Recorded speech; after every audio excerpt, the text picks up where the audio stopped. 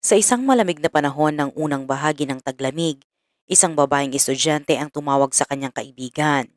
Nagkasundo silang magkita sa estasyon ng tren pero hindi siya nakarating sa kanilang tagpuan. At mula noon, nawala na rin siya sa kontak ng kahit sino. Saan kaya siya napunta at ano ang nakakakilabot na nangyari sa kanya? Pero bago ang lahat, welcome sa aking YouTube channel kung saan nagbabahagi kami ng mga totoong kwento ng krimen, misteryong hindi pa rin nalulutas, at mga kwentong halos nakalimutan na ng panahon. Kung mahilig ka sa mga misteryo, true crime stories at mga kwentong may aral ay huwag kalimutang i-like ang video, i-share sa inyong mga kaibigan at mag-subscribe para updated kayo sa mga susunod pa nating kwento.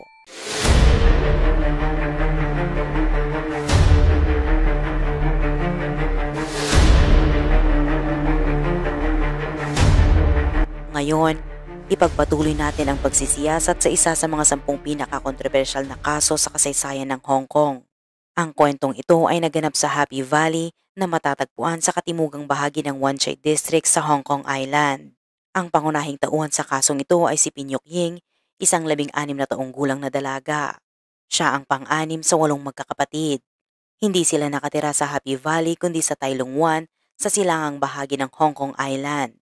Ang mga magulang ni Pinyok Ying ay may tindahan ng isda malapit sa kanilang bahay habang ang kanyang kuya ay nag-aaral sa University of Hong Kong. Si Pinyok Ying ay dating estudyante ng Shunfa Middle School kung saan nag-aral din ang kanyang bunsong kapatid na si Pin Jingming. Dahil hindi naging maganda ang kanyang mga grado, lumipat siya sa Teaching Evening English College sa Causeway Bay para ipagpatuloy ang kanyang ikasiyam na baitang. Mula alas 7 ng gabi hanggang alas 9 ang kanyang klase roon.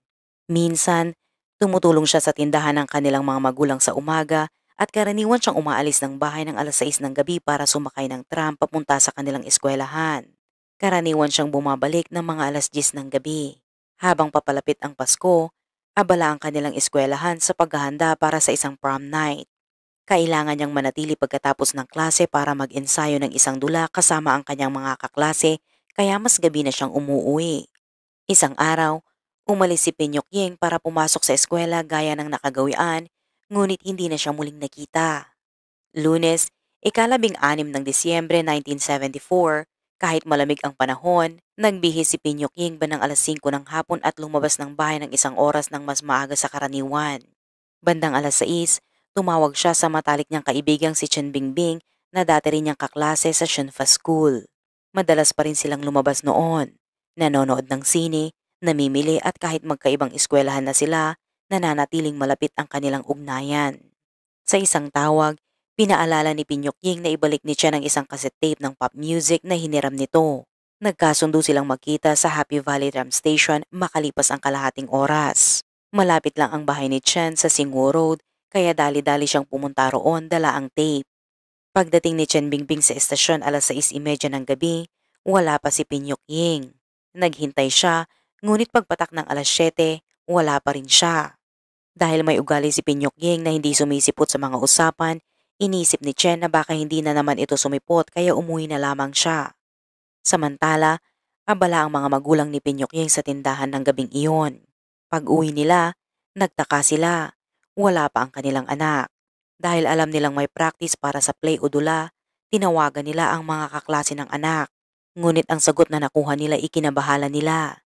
Hindi pumasok si Pinyok Ying sa klase at hindi rin siya dumalo sa rehearsal. Wala rin daw nakakita sa kanya. Kinabukasan, isang street cleaner ang nagsimulang magwalis sa paligid ng Happy Valley Tram Station na nasa Wong Nai Cheng Road, isang lugar na napapalibutan ng matataas na gusali at mga tindahan. Nakasanayan na nila na dapat malinis ang paligid bago magbukas ang mga negosyo. Pagdating niya sa harap ng 212 at 213 Wong Nai Cheng Road, napansin niya ang isang malaking karton na nakatali ng lubid sa harap ng isang veterinary clinic. Natayang 35 pulgada ang haba at 24 na pulgada ang lapad ng kahon. Tinangka niya itong itulak pero hindi ito gumalaw. Akala niya ay pagmamay-ari ito ng klinika kaya di niya ito masyadong pinansin. Pagdating ng alas 8 ng umaga, dumating ang empleyado ng klinika. Nakita rin niya ang kahon pero dahil hindi ito sa kanila at nakaharang ito sa pinto, sinubukan niyang buhatin ito pero masyado itong mabigat. Dahil dito, tinawag niya ang isa pang kasamahan para tulungan siyang ilipat ang kahon sa gilid ng kalsada. Ilang oras ang lumipas, May nagpatrolyang pulis sa lugar. Napansin niya rin ang kahon sa bangketa at tinanong ang mga tao roon kung may nagmamay-ari nito, ngunit wala sa kanila ang umamin. Kumuha siya ng gunting, pinutol ang tali at binuksan ang kahon. Ang bumungad sa kanya, hubad na katawan ng isang babae na binalot ng mga lumang diaryo. Gulat na gulat ang pulis. Agad siyang nag-report gamit ang kanyang radyo. Dahil rush hour na, maraming taong dumadaan sa lugar at mabilis na nagtipon ang mga ususero. Dumating ang mga backup units, kinordonan ang lugar at sinimulan ang investigasyon. Ang bangkay ay nakabaluktot, nakayakap sa sarili, walang anumang damit o gamit sa kahon maliban sa isang piraso ng diaryo. Ayon sa forensic, may mga bakas ng copper fragments, pulang adhesive tape sa buhok, at mga particle ng pintura sa kanyang siko. Isang maliit na puting papel na may dalawang salita ang nakadikit sa siko at posibleng galing ito sa repair shop ng appliances. May nakita ring mga hibla ng tela sa ilalim ng kuko ng biktima na maaaring mula sa damit ng sospek. Ang karton ay dating lalagyan ng Hitachi TV S67B. May mga fingerprints sa kahon, pero lahat ng may-ari ng prints ay na-exclude bilang sospek. Sa autopsy, lumabas na maraming pasa ang katawan ng dalaga, indikasyon na pinahirapan siya bago siya mamatay. Walang bakas ng sexual assault, ngunit ang kanyang dibdib ay inalis pagkatapos mamatay at ang kanyang pubic hair ay sinunog gamit ang mainit na bagay.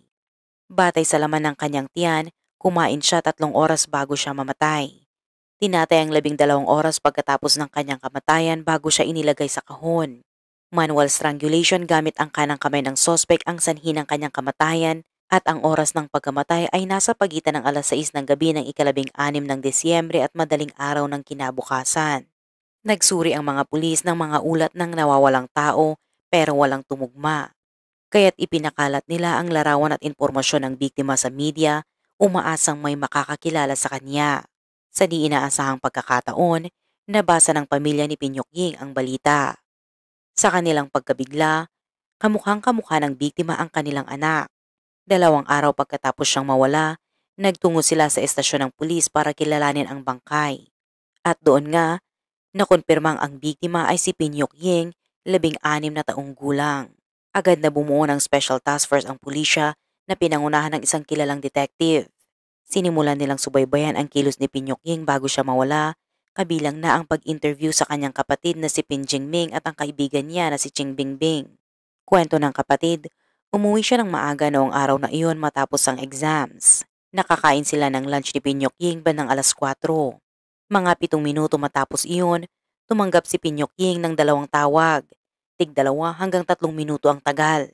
Sinabi ni Pinyokying sa kapatid na dadaan muna siya sa isang newspaper office sa North Point para mag-post ng advertisement sa ngalan ng kanyang kuya bago tumuloy sa klase. Kaya aalis siya ng alas 5 ng hapon, mas maaga sa dati. Ngunit nang siniyasat ng pulisya ang newspaper office, nalaman nilang sarado na ito ng alas 5 at wala rin silang natanggap na request mula kay Pinyokying.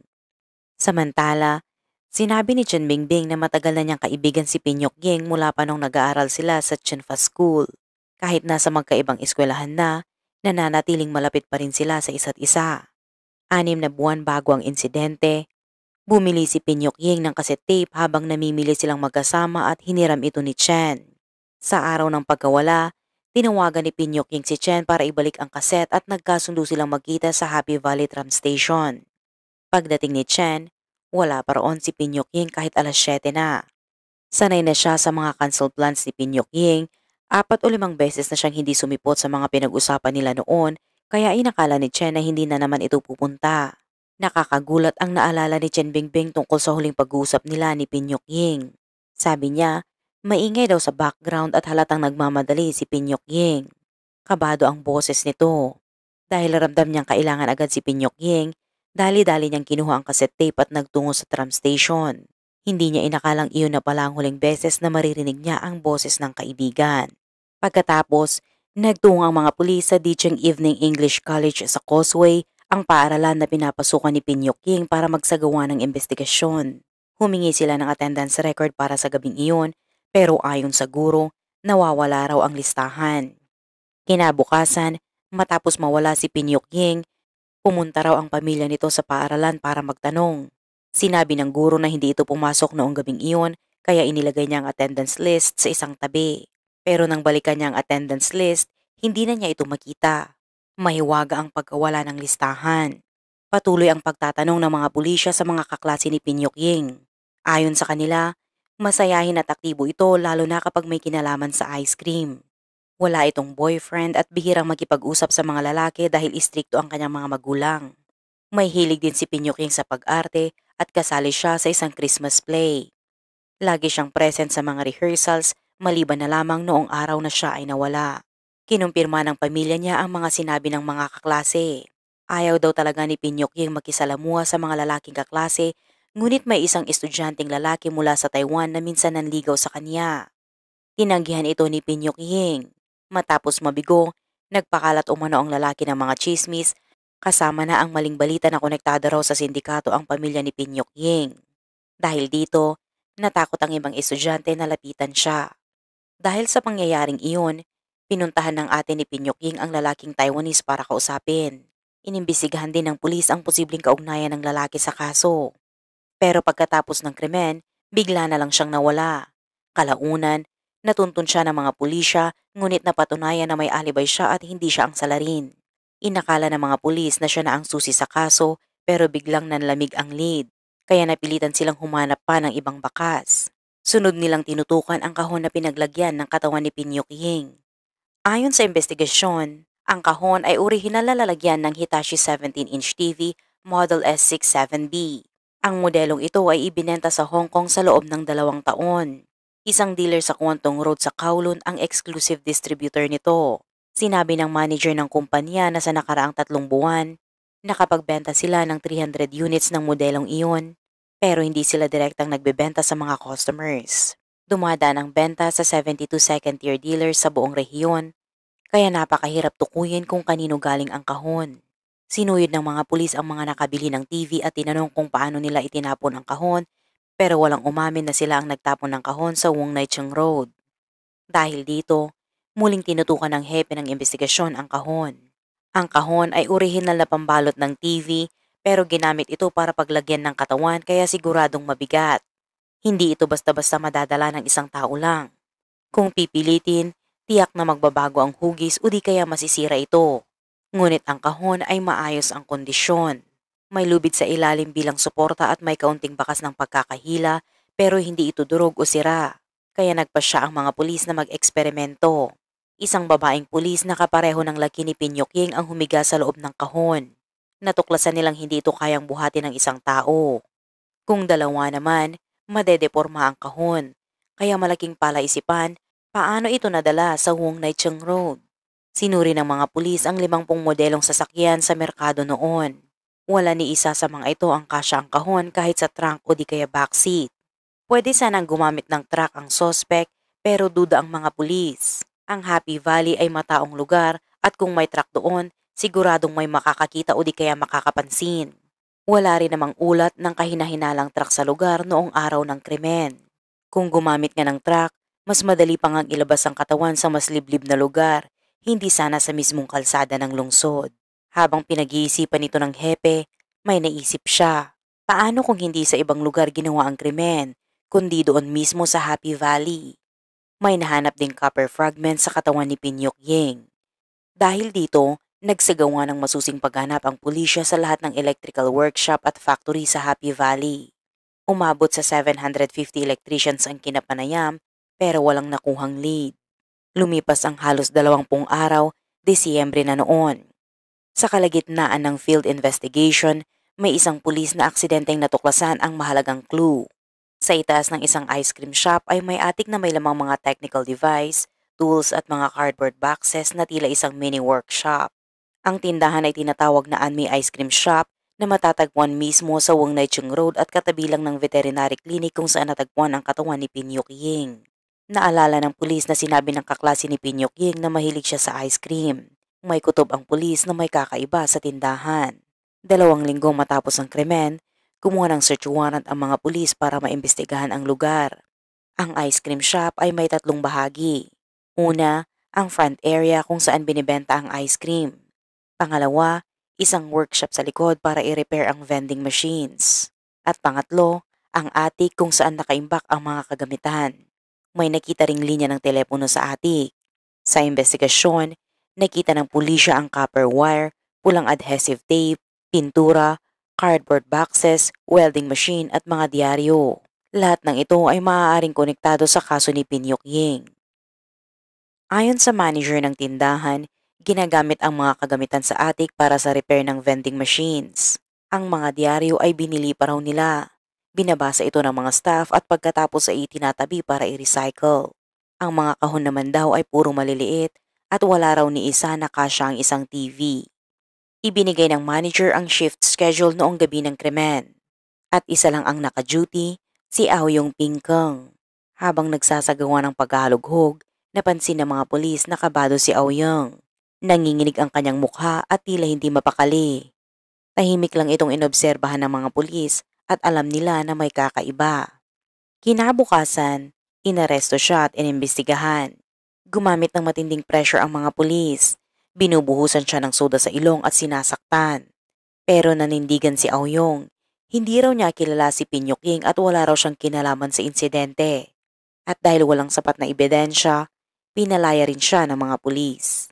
Ngunit hindi doon nagtatapos ang kaso. Sinuri ng forensic team ang mga ebidensya mula sa tindahan. Ang copper fragments, pintura at pulang adhesive tape na nakuha mula sa atik ay tumugma sa mga nakita sa katawan ni Pinyok Ying. Ang diaryo na ginamit pambalot ng katawan ay kapareho rin ng issue na meron sa atik. May natagpuan ding maliit na note sa siko ng biktima na may sulat na due to damage. Katulad ito ng note na nasa atik na may sulat na repaired. Nang siyasatin ang bahay ni Aoyong, 3 set ng damit ang kinumpiska. Natuklasan ng forensic exam na ang mga telang natagpuan sa ilalim ng kuko ni Pinyok Ying ay kapareho ng suot ni Aoyong. Bukod pa rito, may 2 green wool fibers na nakita sa damit ni Aoyong na tumutugma sa fibers na natagpuan sa katawan ni Pinyok Ying. Base sa mga ebidensya, unti-unting binuo ng pulisya ang kanilang teorya. Sa hapon ng krimen, matapos umalis mula sa kanilang bahay, nagtungo si Pinyok Ying sa isang opisina ng pahayagan sa North Point para tumulong sa kanyang kapatid na magpaskil ng isang anunsyo. Pagdating niya roon, napansin niyang sarado ang opisina kaya siya ay umalis. Dahil may oras pa bago pumasok sa kanyang evening school, naglakad-lakad muna si Pinyok Ying ng mag-isa. Pagdating niya sa Wong Nai Chung Road, napansin niya ang isang tindahan ng sorbetes na tinatawag na Ann May. Mahilig siya sa sorbetes kaya pumasok siya. Matapos bumili, naalala niyang malapit lang din nakatira ang matalik niyang kaibigan na si Chun Bingbing sa Happy Valley. Noong gabing iyon, si Aoyong Pingkeng ang nakatalaga sa Ann May ice cream shop. Nagtanong si Pinyok Ying kung may teleponong magagamit sa tindahan. Inakay siya ni Aoyong paakyat sa atik kung saan nandoon ang telepono. Doon niya tinawagan si Chun Bingbing. At sa mga oras na iyon, wala nang ibang tao sa tindahan. Sa puntong iyon, nagkaroon na ng masamang balak si Aoyong. Matinding lumaban si Pinyok Ying nang subukang saktan siya ni Aoyong. Ngunit hinawakan siya ni Aoyong mula sa likod at sinakal gamit ang kanyang kanang kamay. Dahil sa sobrang lakas, nasawi si Pinyok Ying. Nang mapagtanto ni Aoyong ang kanyang nagawa, itinago niya ang katawan sa atik at nagpatuloy sa pagtatrabaho na parang walang nangyari. Pagkatapos may sara ang tindahan, nilak niya ang pinto at muling bumalik sa atik. Hinubaran niya si Pinyok Ying, sinunog ang kanyang buhok sa maselang bahagi gamit ang isang mainit na bagay at pinutol ang kanyang dibdib. Ginawa niya ito dahil layunin niyang linlangin ang mga investigador upang isipin nila na ang salarin ay may sakit sa pag-iisip. Nakakita siya ng isang malaking kahon ng TV at doon niya isinilid ang katawan. Dahil mabigat ang kahon at makikitaan ng bakas kapag kinaladkad, minabuti niyang iwan ito sa harap ng katabing veterinary clinic. Iniisip niyang ang pinakamapanganib na lugar ay siyang pinakaligtas. Sa simula, naging epektibo ito. Hindi agad na paghinalaan ng pulisya si Aoyong, ngunit kalaunan, iniwan niya ang napakaraming ebidensya. Si Aoyong Pingkeng, 28 taong gulang ay naninirahan sa Saiwan, Hong Kong. Nagtatrabaho siya bilang office clerk sa isang pabrika sa Wanggang Road. Parehong pumanaw na ang kanyang mga magulang at hindi gaanong maganda ang kanyang kalagayang pinansyal. Nakilala niya ang kanyang asawang si Jiang Jinfeng noong 1972, 2 taon bago ang krimen. Matapos ang 1 taong panliligaw, sila ay nagpakasal.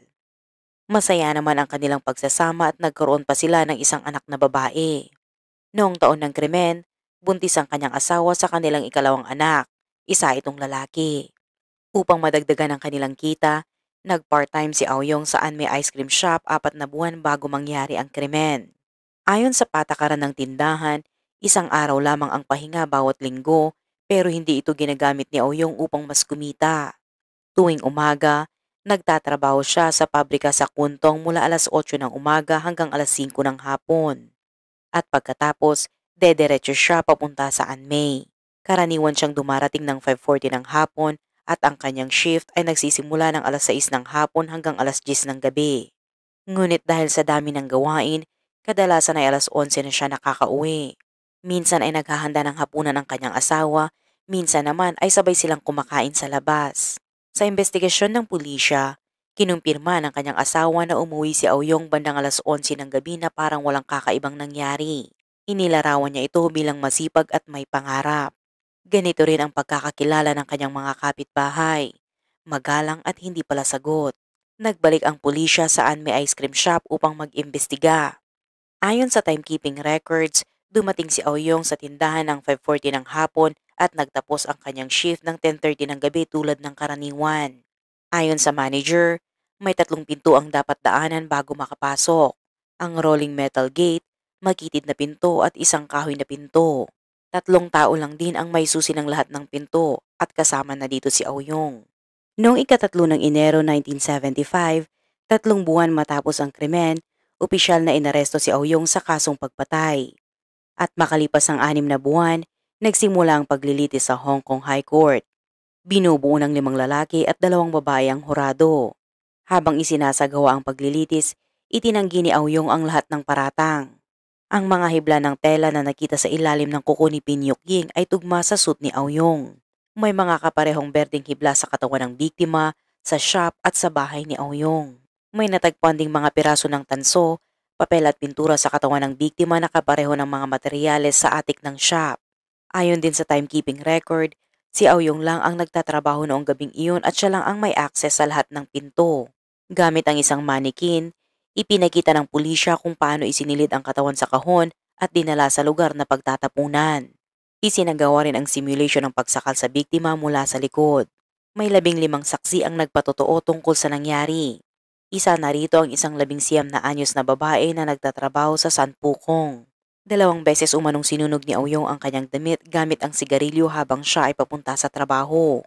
Ayon sa psychologist, ito ay indikasyon ng sexual deviance. Pinatotohanan ito ng prosekusyon dahil sinunog din ang buhok sa maselang bahagi ng katawan ng biktima. Depensa ni Aoyong, wala siyang alam sa krimen. May masayang relasyon daw siya sa kanyang asawa, may matatag siyang trabaho at hindi niya kilala si Pinyok Ying. Wala raw siyang motibo. Sa 269 na hiblang natagpuan sa katawan ng biktima, 7 lang ang tumugma sa kanyang suit. Una ring iniulat ng forensic expert na ang oras ng pagkamatay ay nasa pagitan ng alas 9 hanggang hating gabi, pero binago ito sa pagitan ng alas 6 ng gabi hanggang hating gabi na tila pinapaboran ang schedule ni Aoyong. Wala ring fingerprint si Aoyong sa kahon. Nawawala ang attendance sheet at hindi pa malinaw ang 2 tawag sa telepono bago mawala si Pinyok Ying. Ayon kay Aoyong, hindi pinapayagan sa shop ang pagtawag ng customer. Tahimik din sa attic dahil hindi ito nakaharap sa kalsada, kaya taliwas ito sa pahayag ni Chen Bingbing na maingay daw ang background ng tumawag si Pinyok Ying. Hindi rin daw siya madalas sa attic at hindi niya rin alam gumamit ng welding machine na maaaring ginamit sa pagsunog sa maselang katawan ng biktima. Masyado raw siyang abala sa pagtatrabaho sa tindahan, kaya wala raw siyang oras para maghanap ng kahon at itapon ang katawan. Matapos ang 10 araw ng paglilitis, bumoto ang hurado at napatunayan na guilty si Aoyong. Hinatulan siya ng kamatayan. Ito ang kauna-unahang kaso sa Hong Kong na naresolba gamit ang siyentipikong ebidensya, ngunit patuloy pa rin niyang iginigiit ang kanyang pagiging inosente. Tumanggi siyang kumain habang nasa loob ng bilangguan bilang simbolo ng kanyang paninindigan. Naniniwala rin ang kanyang asawang si Jen Feng na inosente ang kanyang asawa kaya't humingi siya ng tulong sa mga abogado. Si Lin Taohua, isang kilalang abogado noon ay nagsumiti ng 8 rason para iapila ang kaso. Noong Marso ng 1976, mahigit 1 taon matapos ang krimen, tinanggap ng Appellate Court ang apela. 2 buwan ang lumipas at muling binuksan ng Hong Kong High Court ang kaso. Sa pagkakataong ito, 7 lalaki at 2 babae ang hurado. Muli nilang napatunayan ang pagkakasala ni Aoyong at hinatulan ulit siya ng kamatayan. Nag-apela siya sa Court of Appeal at sa Privy Council ng UK, ngunit parehong tinanggihan. Noong 1977, higit 2 taon matapos ang krimen, binigyan siya ng clemency ni Governor MacLehose at ang kanyang sentensya ay ginawang habang buhay na pagkakabilanggo. Pagsapit ng 1981, 7 taon mula sa krimen, nakapaglingkod si Aoyong ng 6 na taon.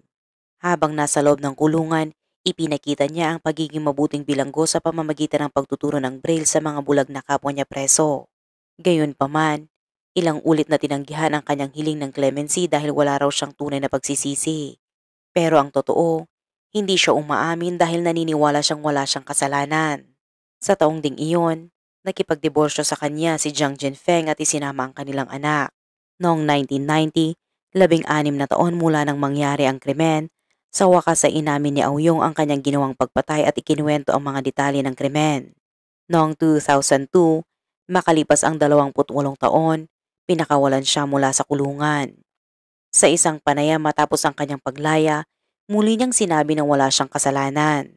Ayon sa kanya, napilitan lang siyang umamin para maniwala ang mga tao na siya ay nagsisisi at mabigyan ng tsansang makalaya. May mga nagsasabing walang matibay na motibo si Aoyong upang patayin si Pinyok Ying. Wala ring testigong nakakita, walang fingerprints at walang sapat na ebidensya para sa hatol. Ngunit para sa iba, bagamat wala ngang direktang ebidensya, ang kabuuan ng mga pangyayari ay bumubuo ng isang matibay na kwento na hindi na raw maituturing na coincidence lang. Pagkatapos ng halos 35 taon, nagpalit ng pangalan si Aoyong at sinimulan ang kanyang bagong buhay. Ngunit ang katotohanan sa likod ng misteryong ito ay maaaring siya lang ang tunay na nakakaalam. Nananatiling sarado ang kaso, ngunit puno pa rin ito ng mga tanong. Sa puso ng Hong Kong, ang alaala ng batang estudyante ay tila patuloy pa rin gumagala, naghahanap ng kasagutan at katahimikan. Sa dulo ng kwentong ito, isa lang ang malinaw. Hindi lahat ng krimen ay may buong kasagutan. Maraming taon ang lumipas, maraming buhay ang naapektuhan, ngunit ang anino ng nakaraan ay nananatili. Isa itong paalala na sa bawat misteryo, may mga tanong na mananatiling nakabitin. Kung interesado ka pa sa mga ganitong kwento, huwag kalimutang mag-subscribe, i-like ang video na ito at i-share sa iba. Maraming salamat muli sa inyong panonood. Hanggang sa susunod na kwento, ingat ka at sana'y lagi kang mapayapa.